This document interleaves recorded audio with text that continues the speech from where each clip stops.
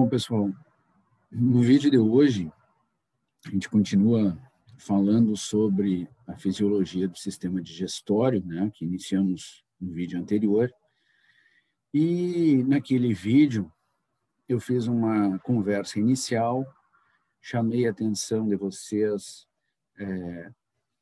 para a grande diferença que existe entre animais, entre as espécies, né, entre as espécies animais de nosso interesse, quando a gente trata do sistema digestório, né? Eu disse para vocês que talvez seja o sistema com maiores diferenças, né, entre as espécies animais domésticos, né? E aí a gente pode comparar ruminantes, não ruminantes, herbívoros com carnívoros, onívoros, enfim. Então, existem diferenças anatômicas, existem diferenças fisiológicas, existem diferenças bioquímicas, né, entre essas espécies. E eu disse para vocês também que o nosso enfoque na fisiologia vai ser um pouco diferente do enfoque que vocês estiveram e estão tendo e terão ainda em outras disciplinas que também tratam, mas aí especificamente do sistema digestório, como, por exemplo, a bioquímica da nutrição, depois a alimentação de não ruminantes, de ruminantes, enfim, são nutrição, né, perdão, de ruminantes e de não ruminantes, vocês vão tratar muito, por exemplo, do ruminante, né, o que acontece no rumen, e já viram isso em bioquímica da nutrição, né, que o rumen é uma câmara de fermentação, entre aspas, né, então vocês vão ver a digestão dos carboidratos, a digestão dos lipídios, né, a formação desses ácidos graxos voláteis que a gente ouve, que vocês ouvem falar tanto, né? Acetato, propionato, butirato, enfim, né? Que vocês ouvem falar tanto, né? Quando falam de ruminantes. Então, vocês vão ter muitas oportunidades, já tiveram, estão tendo e terão muitas oportunidades de explorar este lado.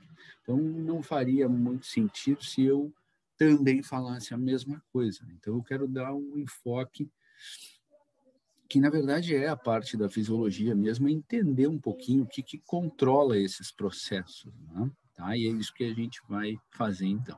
Tudo bem.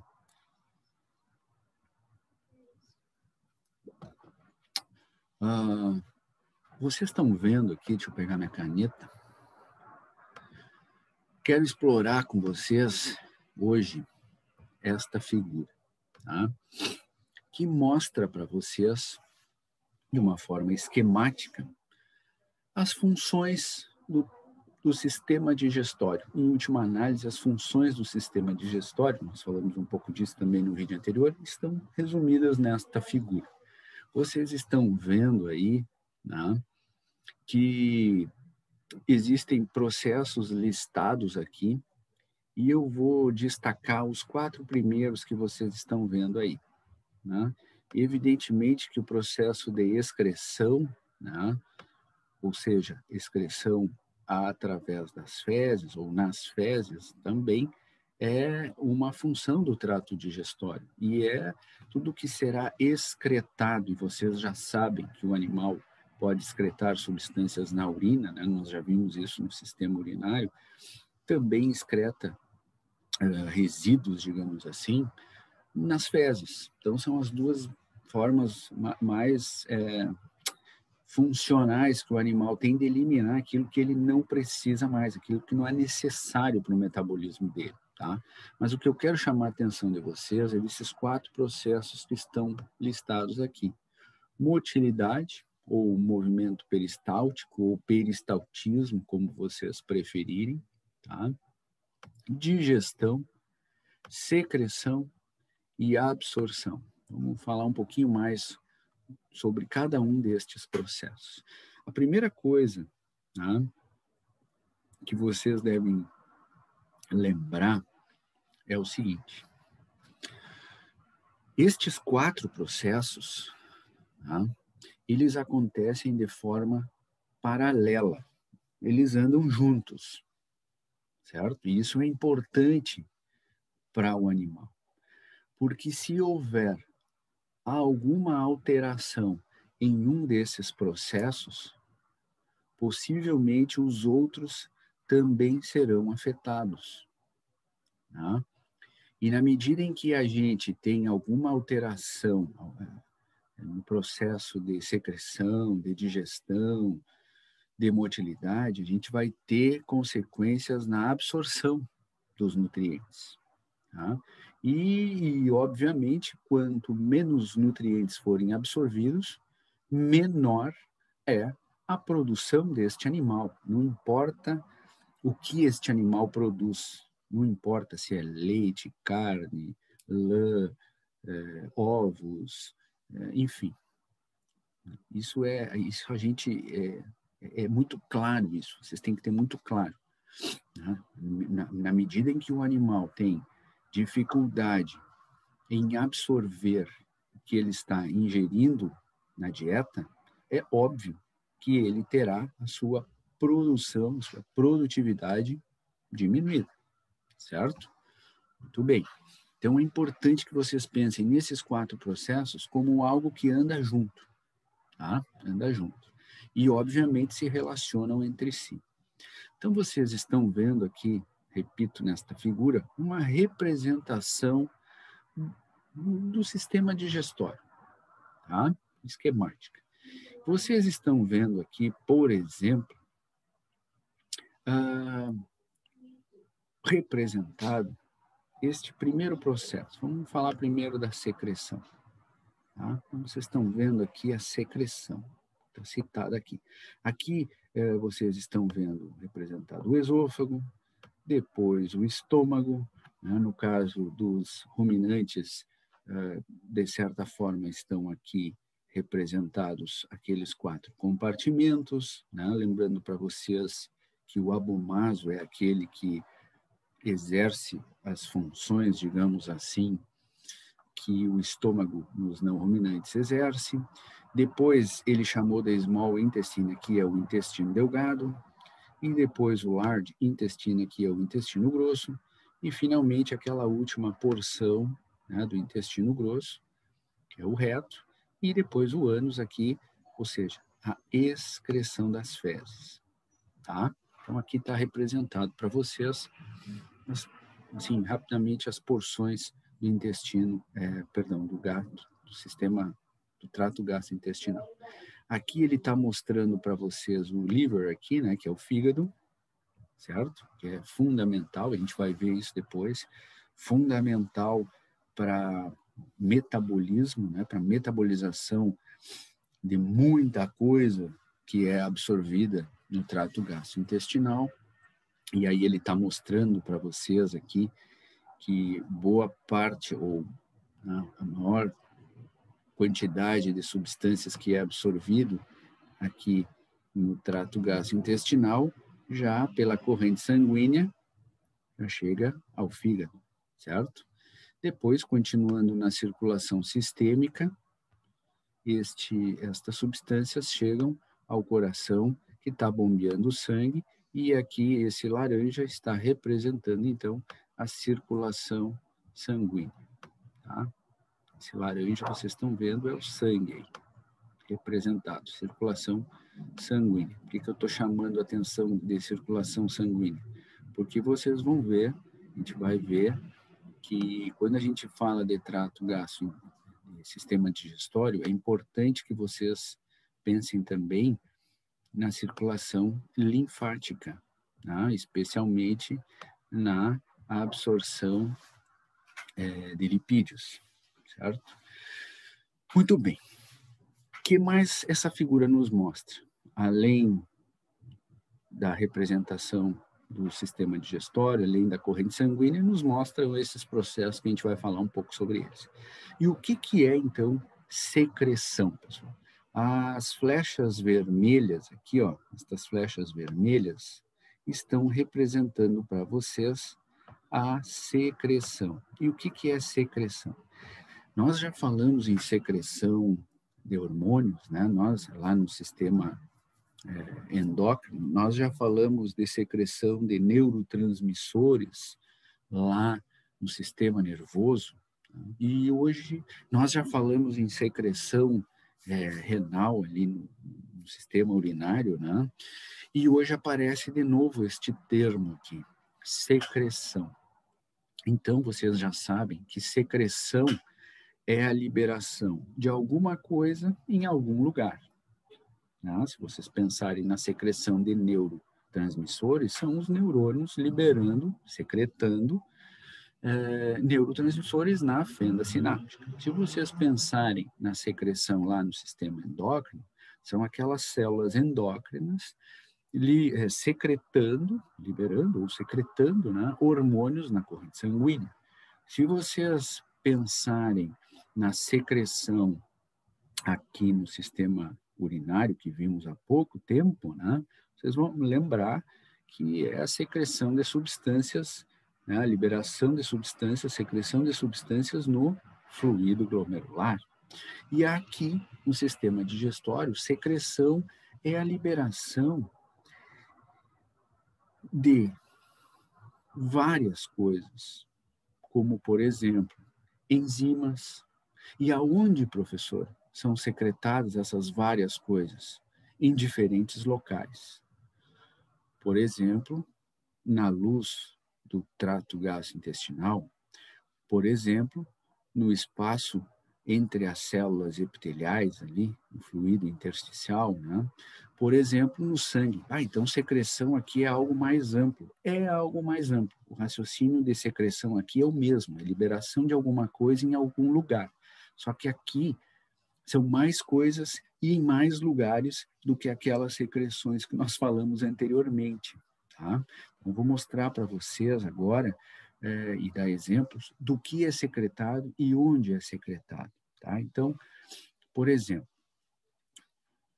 muitas coisas, muitas substâncias são secretadas pelas células epiteliais, tá? Pelas células epiteliais.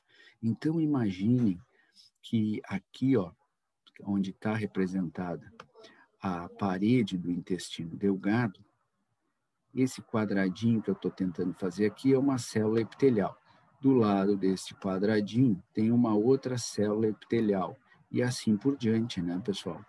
Então, o epitélio, tanto do estômago quanto do intestino, principalmente do intestino delgado, secreta enzimas, secreta água, secreta muco, certo? Então, há uma enorme secreção de substâncias, de diferentes substâncias, pelas células epiteliais, tanto do estômago quanto do intestino delgado e grosso, mas especialmente do intestino delgado quando a gente pensa em enzimas, por exemplo, tá? Então, estas células epiteliais do trato gastrointestinal, essas células epiteliais, elas secretam várias substâncias. Aonde, professor? Elas secretam na luz ou do estômago ou do intestino, que é o que está representado aqui, ó. Aqui é a luz, né? É o lúmen, certo? Do trato gastrointestinal. Então, essas enzimas epiteliais, elas secretam muitas coisas na luz, no lúmen do trato gastrointestinal. Aonde mais elas secretam, professor? Elas secretam também muitas coisas no espaço intersticial, que fica entre estas células epiteliais, né? Aqui está mais fácil de desenhar uma célula epitelial, tá? Então, entre essas células epiteliais, também é secretado substâncias. E aqui um detalhe interessante, né? Existem substâncias que são secretadas por uma célula epitelial aqui no espaço intersticial, como, por exemplo, esta aqui vai secretar uma substância aqui no espaço intersticial. E esta substância vai agir sobre células vizinhas, aquela que as liberou. E, inclusive, vai agir sobre ela mesma, sobre a própria célula que liberou esta substância. Ah, mas isso aí não é algo que a gente viu lá na Fisiologia 1, quando nós falamos em sistema endócrino, que o professor falou em substâncias com ação autócrina, parácrina? É exatamente isso. É exatamente isso. Então, a secreção por estas células epiteliais, a secreção de substâncias na luz do trato gastrointestinal, há também secreção de substâncias autócrinas e parácrinas, e ainda há secreção de substâncias por estas células epiteliais na corrente sanguínea e que vão agir em células-alvo distantes, como, por exemplo, no fígado, como, por exemplo, na vesícula biliar, como, por exemplo, lá no cérebro, como, por exemplo, lá no pâncreas. Opa, então uma substância que é produzida por uma célula, que cai na corrente sanguínea e vai agir num tecido-alvo distante, é um hormônio. Exatamente, pessoal. Então, estas células epiteliais aqui, elas também produzem substâncias com ação hormonal. A gente não diz que o estômago é uma glândula, a gente não diz que o intestino é uma glândula, óbvio que não, mas saibam que células epiteliais gástricas, células epiteliais intestinais produzem substâncias com ação hormonal e, portanto, secretam essas substâncias na corrente sanguínea. Então, secreção, quando a gente pensa em secreção, a gente, primeiro, se pensar em células epiteliais, a gente pensa que essas células epiteliais, então, secretam substâncias na luz do trato gastrointestinal, secretam substâncias autócrinas e parácrinas e ainda secretam substâncias, obviamente, no sangue aí, né, com ação hormonal. Exatamente isso. Exatamente isso, certo? E que mais? Que mais além disso? Que mais a gente ainda entende por secreção? Bom, o senhor já disse que células epiteliais secretam várias substâncias em 3 lugares, exatamente. Que mais eu posso entender como secreção aí? Bom, não esqueçam que se vocês pensarem já lá na boca, né, que ele mostrou aqui também, ó, esqueci de mostrar antes, mas aqui o mal, né, na boca, aqui na boca já há secreção de saliva, né? Obviamente pelas glândulas salivares. Depois, especialmente no intestino delgado, né, a secreção da bile, ou seja, a vesícula biliar secreta a bile na luz do intestino delgado. Aqui no intestino delgado também é secretado o suco pancreático, certo? Então, não são só células epiteliais que fazem secreção. A vesícula biliar também participa secretando substâncias aqui, ou seja, liberando, né, a bile, que é muito importante na digestão dos lipídios, né, na luz do intestino delgado. O suco pancreático, que é produzido lá no pâncreas, né, pela porção exócrina do pâncreas, né, pelos ácidos lá do pâncreas, é liberado na luz do intestino delgado e também vai fazer parte da digestão de nutrientes, porque o suco pancreático tem muitas enzimas e muitas proenzimas, que são aquelas substâncias que, quando liberadas na luz, ainda são enzimas inativas, mas na luz do intestino delgado elas são ativadas, ou seja, elas assumem uma conformação que possibilita elas a fazer digestão, ou seja, proenzimas é uma enzima inativa. Existem várias enzimas inativas presentes no suco pancreático. Então, é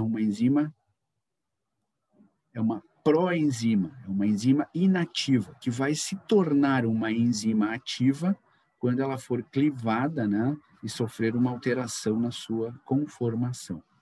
Existe um sinônimo que talvez você já tenha ouvido falar para proenzima, que é zimógeno, zimógeno com Z. Zimógeno é a mesma coisa que proenzima, né, que enzima inativa. E é um bom exemplo de onde estão essas proenzimas, é o suco pancreático, que também é secretado, repito, aqui no trato gastrointestinal, especificamente no intestino delgado. Então, vejam, pessoal, que secreção é algo mais amplo, né, do que as secreções que nós falamos anteriormente, tá? Muito bem. Então, se eu estou dizendo para vocês que há uma grande quantidade, por exemplo, de secreção de água, de secreção de muco,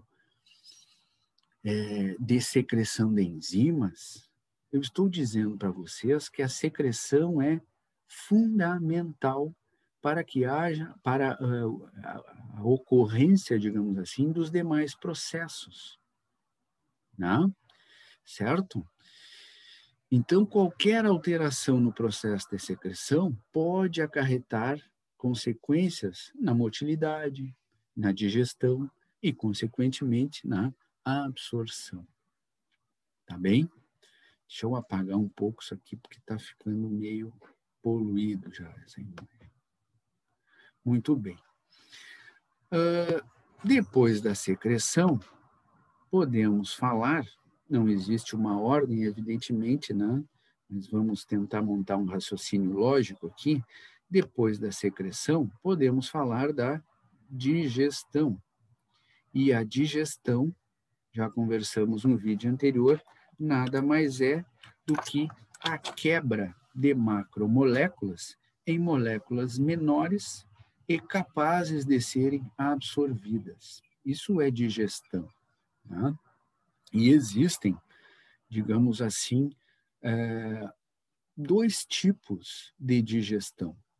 Existe a digestão mecânica, que é a quebra mecânica dessas macromoléculas, por exemplo, pela mastigação. Então, a mastigação é uma forma de quebrar já, né, de triturar as macromoléculas em moléculas menores, é uma forma mecânica. O alimento, vocês sabem, não permanece muito tempo na boca, então este processo de digestão mecânica, ele tem uma certa limitação, ele acontece, mas ele é limitado, especialmente pelo pouco tempo que o alimento permanece na boca, né? E aí eu faço um parêntese aqui, no caso dos ruminantes, eles aprendem o alimento, eles fazem uma mastigação rápida e deglutem, tá? E assim ele vai, esse é o hábito alimentar dos ruminantes, né? E ele vai comendo, vai ingerindo. Depois que ele está saciado, né, ele começa o processo de regurgitação. Ou seja, esse alimento que ele engoliu, ele retorna para a cavidade oral, né? Existe no esôfago ali um movimento antiperistáltico que aos poucos vai fazendo com que esse alimento retorne para a boca, sofra aí sim uma remastigação mais, digamos assim, demorada, né? E aí a gente percebe, por exemplo, os ruminantes normalmente deitados, né? Depois que eles se alimentam, eles deitam e a gente observa eles, né, um movimento da cavidade, um movimento mastigatório, né? Ali naquele momento houve a regurgitação do que ele havia deglutido mais cedo e ali ele está remastigando, ou seja, triturando, né, fazendo uma trituração mais fina, uma mastigação mais demorada, e aí ele está fazendo digestão, de certa forma, há uma reinsalivação, né? E aí vocês sabem que na saliva existem enzimas que já iniciam o segundo processo de digestão, o segundo tipo de digestão, que é a digestão química, que se dá através de enzimas. Mas a gente sabe também que esta ação das enzimas presentes na saliva, e aí existem diferenças entre enzimas de espécie para espécie, né? Mas a gente sabe que este processo de digestão química por enzimas salivares, ele também é limitado pelo pouco tempo que o alimento permanece na boca e também porque a ação de uma enzima, ela é muito dependente do pH do meio onde ela está, né? E o pH na cavidade oral é diferente do pH tanto do rumen quanto do estômago dos não monogástricos, né? Então, há uma certa limitação de tempo de ação dessas enzimas salivares, mas elas agem, né? Se não agissem, não estariam ali, não existiriam, né? A natureza é perfeita, não comete erros, né? Muito bem. Então, os dois tipos de digestão é a digestão mecânica e a digestão química. A digestão química, ela acontece especialmente pela ação das enzimas, tá? E aí já no trato gastrointestinal e pela ação das enzimas, principalmente no intestino delgado. Se vocês pensarem na digestão química, no que acontece no estômago, a gente pode atribuir também, no caso dos não ruminantes, a ação do suco gástrico, por exemplo. Né? O suco gástrico tem lá o ácido clorídrico, certo? E então tem uma grande quantidade de ácido no estômago, por isso que o pH gástrico ele é mais ácido, né? Ele é mais baixo, varia um pouco de espécie para espécie, também varia de acordo com o hábito alimentar do animal, mas normalmente ele tende a ser ácido e graças à presença do ácido clorídrico no suco gástrico, e isso de certa forma já também contribui especialmente para a digestão de proteínas, né? Já começa a quebrar esse pH ácido, já começa a quebrar alguma coisa das proteínas, certo? Se a gente pensa em ruminantes, aí o pH do rumen já não é tão ácido assim, né? Até porque os micro-organismos ruminais, eles precisam de um ambiente adequado para que eles possam sobreviver, né? E quando a gente pensa lá no rumen, na fermentação, né, na digestão ruminal, a gente sabe que essa digestão acontece pelos micro-organismos, né, bactérias, protozoários especialmente, também alguns fungos, e que esses micro-organismos utilizam enzimas, né? Então, eles utilizam enzimas para fazer a digestão e a produção de grande quantidade de ácidos graxos voláteis, né? Certo? Então, quando a gente pensa em digestão, mesmo em ruminantes, a gente não foge muito da ação enzimática. A diferença é se as enzimas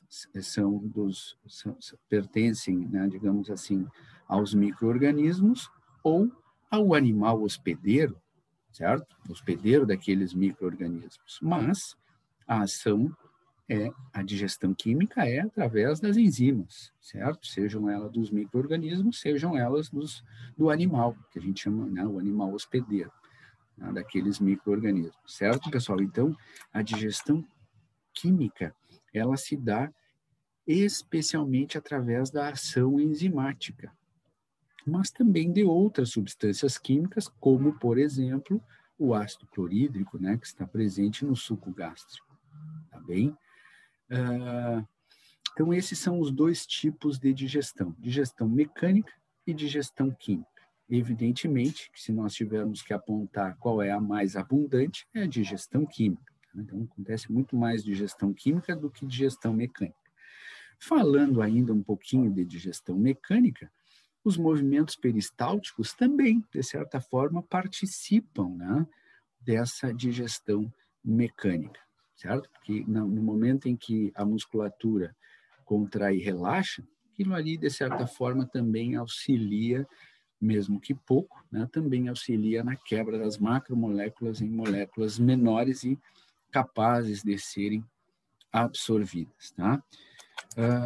Nós chegamos aqui ao tempo previsto, né? Eu não vou me alongar porque eu não conseguiria terminar o raciocínio, então no próximo vídeo eu vou continuar nesta figura e aí nós falaremos então do processo de absorção e do processo de motilidade. E aí nós fechamos, né, estes 4 processos que compreendem a maior parte da função do sistema digestório e que, de certa forma, né, digamos assim, resultam também no que será excretado, tá bem? Que aparece nesta figura aqui. Bom, ficamos por aqui hoje. Um abraço e até breve, se Deus quiser.